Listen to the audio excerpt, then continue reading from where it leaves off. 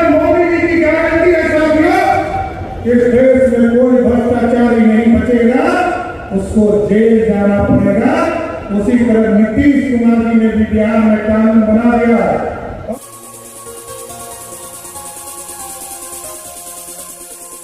Subscribe करें हमारे channel को और बने रहें हमारे साथ। लोकप्रिय उम्मीदवार राष्ट्रीय अध्यक्ष आदरणीय जेपी नड्डा जी को वर्ल्ड देकर स्वागत करेंगे। भारतीय जनता पार्टी के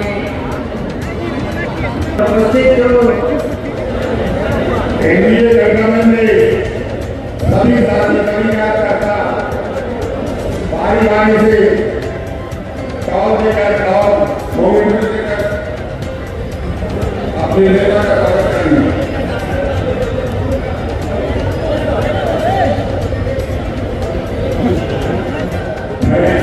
पुराने के लिए कोई गरीब बैठ नहीं जाता।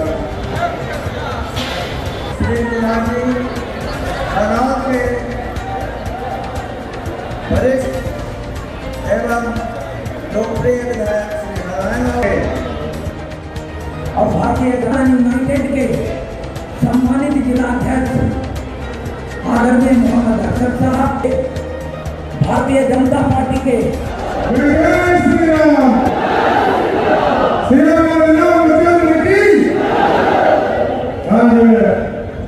नालंदा की इस पावन धरती पर इस चुनावी सभा की अध्यक्षता कर रहे अध्यक्ष जी,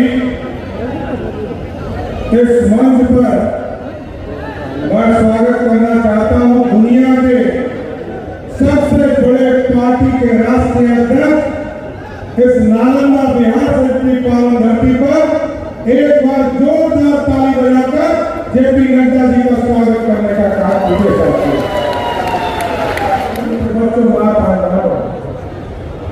साथियों आपसे आग्रह करने आया हूं, 2024 का भारत कैसा होगा।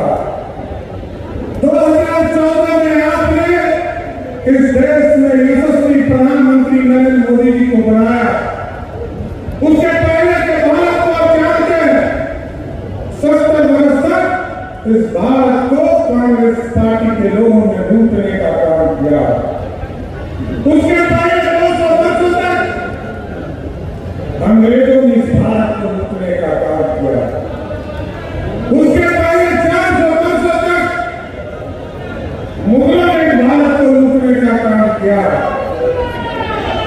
और आप सोचिए, इतिहास के पन्ने में यही मगध है, यही नालंदा है जो दूसरे को ज्ञान देता था। और पंडित चाणक्य ने अखंड भारत का सपना देखा था। सम्राट चंद्रगुप्त ने भारत के अखंड भारत का सपने को साकार किया और स्वर्णिम काल भारत का बनाया। लेकिन इसको लूटते रहे लोग।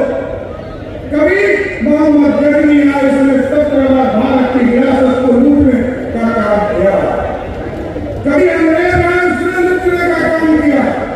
कभी मुगल आए, उसने लूटने का काम किया। और 70 वर्ष तक इस देश को कांग्रेस पार्टी ने लूटने का काम किया। लेकिन 2014 में जो मोदी जी है, मोदी जी ने साफ तौर पर कहा, अब हम सोने की चिड़िया नहीं बनाएंगे, अब मेक इन इंडिया के तहत सोने का शेर बनाएंगे जो दुनिया में टहलने का काम कर सकेगा। ऐसा भारत बनाना।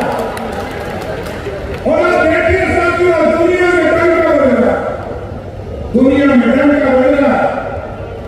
जो आर्थिक स्थिति में 25 करोड़ लोगों को गरीबी रेखा से बाहर लाने का काम मोदी सरकार ने किया, गरीबों की चिंता किया।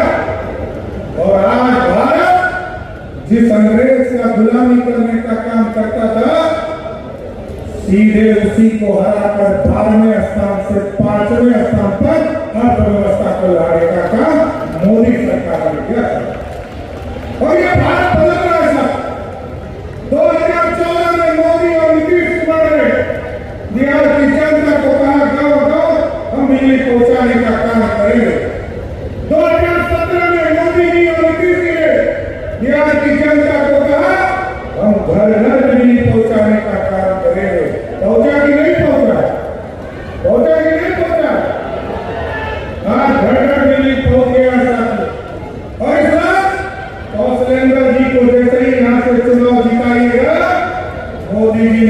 है, इस बार गरीबों के बिजली बिल को ही जीरो करने का काम मोदी और नीतीश कुमार की सरकार है।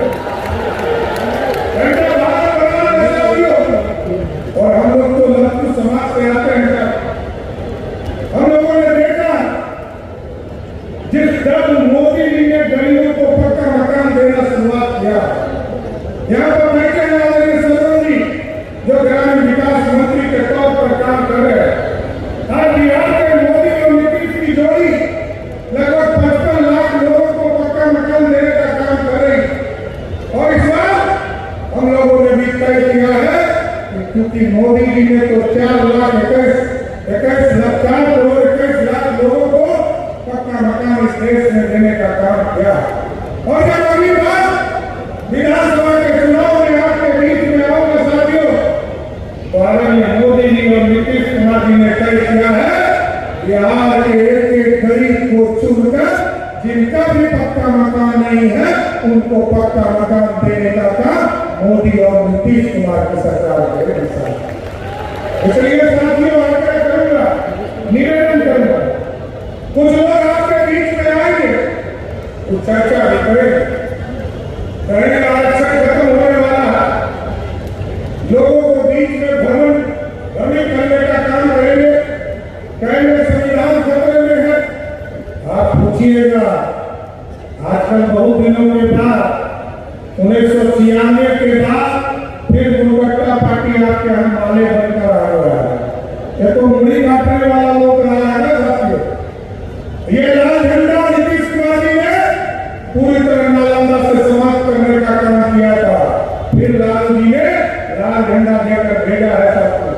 एकदम आप लोग सब लोग मिलकर तय कर लीजिए कि 2024 के चुनाव में एक वोट कौशलेंद्र जी के 3 चाप के निशान पर दीजिएगा। और इसलिए दीजिएगा साथियों, आप पूछिएगा लाल झंडे के लोगों से या लालटेनिया पार्टी के लोगों से कि उनको पता है कि देश का प्रधानमंत्री का उम्मीदवार कौन है। कभी आपके गांव में आए तो पूछिए कि आपके लाल झंडा का प्रधानमंत्री कौन है, दीपांकर भट्टाचार्य है कि लालू प्रसाद जी है कि ममता बनर्जी है कि अखिलेश यादव है या जेल में जो बंद है हेमंत सोरेन है। लेकिन हमारे यहाँ फिक्स है, जैसे ही आप यहाँ पर कौशलेंद्र जी को वोट देकर चुनाव जिताइएगा, वैसे ही नीतीश जी मजबूत होंगे और नीतीश जी मजबूत होंगे तो फिर से मोदी जी देश में प्रधानमंत्री हो जाएगा। इसकी गारंटी है। और दूसरा लोग कहेंगे कि आरक्षण खत्म होने वाला, मोदी जी ने साफ तौर पर कहा, लगातार अपनी बातों को आपके बीच में रखा है कि देश में बाबा साहब भीमराव अम्बेडकर भी आ जाए, जो अति पिछड़े को, दलित को, ये सारे गरीबों को जो आरक्षण देने का काम बाबा साहब भीमराव अम्बेडकर ने दिया है। अब बाबा साहब भीमराव अम्बेडकर भी आ जाएंगे तब भी इस देश से आरक्षण कोई खत्म नहीं कर सकता है साथियों। लेकिन वैसे लोग आपके बीच में बोल रहे हैं जिसने 15 साल तक बिहार के लोगों को कभी आरक्षण नहीं दिया। 1990 से लेकर 2005 तक लालू प्रसाद जी और राबड़ी देवी जी बिहार की मुख्यमंत्री रही, किसी को आरक्षण नहीं दिया। लेकिन आपका बेटा यहाँ से यहाँ का नेता नीतीश कुमार जी और सुशील मोदी के नेतृत्व में सरकार बनी तो पहली बार 50% महिलाओं को आरक्षण नीतीश कुमार ने देने का काम किया था। अति पिछड़ों को आरक्षण देने का काम नीतीश कुमार की सरकार ने किया। दलितों को आरक्षण देने का काम, आदिवासियों को आरक्षण देने का काम पहली बार नीतीश कुमार एनडीए की सरकार ने किया। तो उनके लिए आरक्षण क्या है? उनके लिए आरक्षण है लालटेन से बेटी घर में चलता है, लालटेन दूसरे के यहाँ नहीं चलता है साथी। और लालू प्रसाद जी को आप देख रहे होंगे 2 महीने से 50 करोड़ बेटी के लिए, कोई अभी पिछड़ा हार गया, कोई दलित हार गया, उससे कोई लेना देना नहीं है। लालू जी को सिर्फ अपने घर में लालटेन जलाना है, बिहार के लोगों से कोई मतलब नहीं है। लोगों के लिए वो लालटेन खत्म हो चुका है। और आप सोचिए साथियों, लालू जी ने कहा कि मेरे पास मेरी पत्नी बिहार की मुख्यमंत्री होगी, और फिर कहा ये मेरा बेटा है, क्रिकेट नहीं खेल पाया, पानी धोते रहेगा, इसको मुख्यमंत्री बना दो, उसको बना दिया। फिर कहा कि ये मेरा दूसरा बेटा है जो मेरी अपनी पत्नी को अत्याचार करके घर से बाहर कर दिया, इसको सत्ता में मंत्री बना दो। जब रामकृपाल यादव जी ने लालू प्रसाद जी की बड़ी बेटी को चुनाव हरा दिया तो आरक्षण देकर राज्यसभा भेज दिया, और आजकल वो टूरिस्ट बेटी आई, सीधे सिंगापुर से छपरा का चुनाव लड़ने आए। और आप सोचिए साथियों, बिहार में 15 साल के अंदर राज था तो बिहार की जनता तो प्लान कर ही रही थी।